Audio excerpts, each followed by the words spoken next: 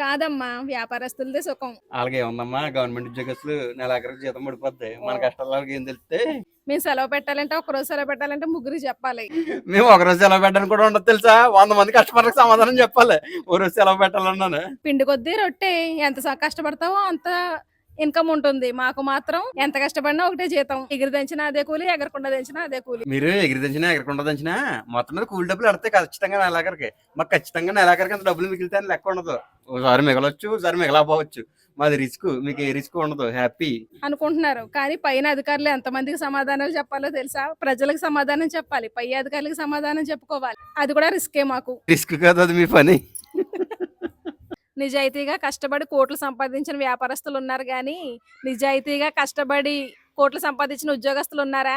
మా జీతాలతో పిల్లల్ని చదివించుకోగలం, మహా అయితే ఒక ఇల్లు కట్టుకోగలం. కానీ ఎప్పటికీ మధ్యతరగతి వాళ్ళగానే ఉంటాం. ఉద్యోగం అయినా వ్యాపారం అయినా ఏదో పని ఉండాలి. అదే భగవంతుడి దయ. భగవంతుడి సర్వం ఆయనే.